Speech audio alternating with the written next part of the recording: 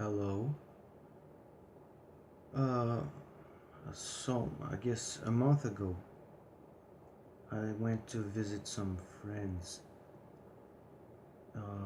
and they were very close. Like, people of your age, you can really talk to about almost everything. So, we talked a lot. We spent a whole afternoon talking. She lives very far away, and then she came to my state, and she and her husband and we talked about lots of stuff. And for some reason, I mentioned the whole thing that happened between me and Narc 2 and the consequent depression and stress. And her husband is very cool too. They are very cool, a very nice couple. And I told them that I was conned by Narc 2 and because Narcochi was married, but they offer many reasons why it, Narcochi explained that this is the thing. Narc2 made me fall in love with her first. She omitted information about being married. And then I made her reveal that she was married. She love bombed me another a second time. First time was to seduce me. And then she didn't let me go away because she took advantage of the fact that I was already in love. And being in love, we all know, it is an addiction in itself. Um, and she made me believe, oh, I live with him, but uh, I don't love him. We don't have any relations for 2 years. Blah blah blah. And I explained that and to them, and her husband made a comment that kind of hurt me a little bit. He said, "Well, and you believed her, and you believed that, and uh, it's unfair, man. I felt like I was being kind of like, in some other words, I could interpret that as him saying." Boy, you were too naive, or how could you believe that? You acted like dumb. You were a little dumb. But and that kind of really hurt me a little bit. But I don't hold any resentment because first he doesn't know what he's talking about. Second, because he was never in this situation, he doesn't know that things are not so simple when you get victimized by these people. And they don't consider that, the people who never been conned by a person with character disturbance. You know, I think it's unfair of them to say that because many of them fall in love themselves and they know pretty well that how the falling in love thing works. And I don't know how they can say this to me. You know? And you believe that? Like, this is the attitude. But as a person who has fallen in love, we all know that we are not the person. We behave like perfect angels for at least 3 months of the honeymoon phase of being in love, and we believe the person who is uh, we believe the person, we trust the person, we want to please the person. It's all the same thing, exactly the same thing. So I think it is unfair to say that. And I read somewhere that more than once, pages about uh, psychopathy on internet, a video and stuff. They say that the phases of falling in love and attraction and stuff between a narcissist and the victim, it's kind of uh, it follows some patterns of like of normal people. Let's say the falling in love thing is kind of normal, and then the abnormalities start to show. I don't know when. I'm not sure. Maybe when the narc sees that he got us hooked, then he knows that he can do anything to us. Who knows? Maybe it was that was the case with Narc 2 when she saw that I was in love, um, and then she said, "Well, I'm afraid to tell him I'm married, but he's hooked. If I tell him, bah, what what's the wrong thing? He's already hooked. He's not gonna let me go. He's not gonna give up his drug, and by drug I mean the narcissist.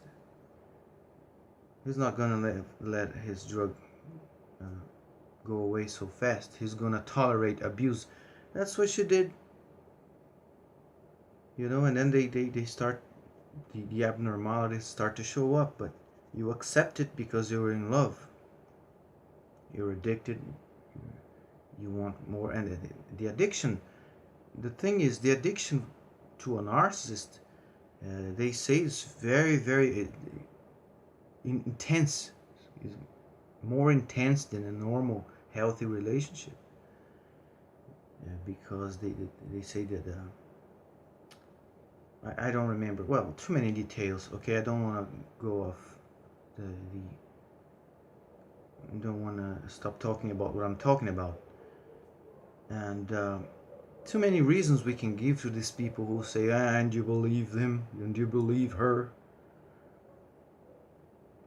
But once I was hooked, she could give many reasons, tell lots of things that I would believe. And that's the thing. Believe. Another thing I want to talk about. I would believe what she said, that she didn't sleep with her husband anymore for 2 years. There was no relationship, there was no love. Other things she said.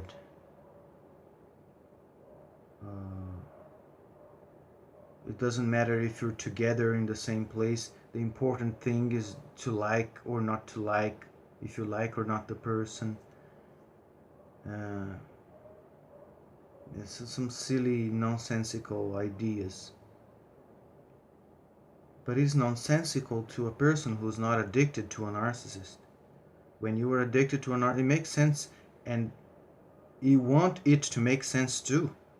It's not that, even if it doesn't make sense, you're so afraid to lose that drug that you believe it, you want to believe it, and your intuition tells you this is bullshit, and you tell your intuition, no, you're wrong. There's you become in some ways you become your own gaslighter, maybe, because I felt dominated by fear of losing that drug, losing the narcissist, losing the love of my life. That's what she was at the time. She became what I wanted, everything I wanted in a woman. She got lots of information first because we were friends, and then she knew exactly which character, fictional character, to play with me, and she did. Okay. Uh, when I was reading a material of Donna Anderson, I bought one of her books, um, and I was watching her a special video about when she is giving an interview on a radio, and the radio guy, she was explaining how it happens, and the radio guy said, "And you believe that?" And that Donna Anderson didn't feel hurt like I did. She took it very calmly, and she answered really fast. She answered to him, "Well, you want to believe them." The, that was, I think was a very good response, excellent response, because the radio guy said is trying to demean her. That's what hurt me. The My friend's husband said that, and he had no intention to hurt me. I know that, but it is demeaning. And then the radio guy said to Donna Anderson, "And you believed him?" And she said, and it was demeaning, also demeaning. But it's very unfair for them to say that, because they don't know how it is like. The confusion. When you're in love, you're very vulnerable. And this is for everyone, or almost everyone. When you fall in love, you are very extremely vulnerable. So it is unfair to them to say that, "And you believed him, and you believed her," and demeaning our intelligence. It's very unfair. But it's something you might encounter, like I did when you tell your story to someone who's never been in that place, and you end up being hurt again. So many things that hurt us after narcissistic abuse. We've been hurt so much, and then so many other things come again to hurt us. One of them is this. So, well, I decided, well, maybe it's not good for me to tell anything about that anymore to anyone, because I'm basically going to ask them to call me a dummy. And that's not true. That's not true. I was not a dummy. I was in love. I was terrorized, because then I was afraid to lose that love. So I was not a dummy.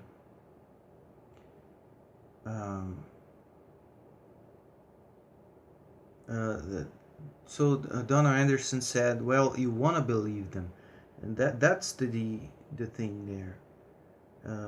They can start abusing you, doing absurdities, crazy things, and we accept and accept. And when you say something that, "Hey, I don't agree, I don't like that, what you did," you get abused real bad. The narcissist, he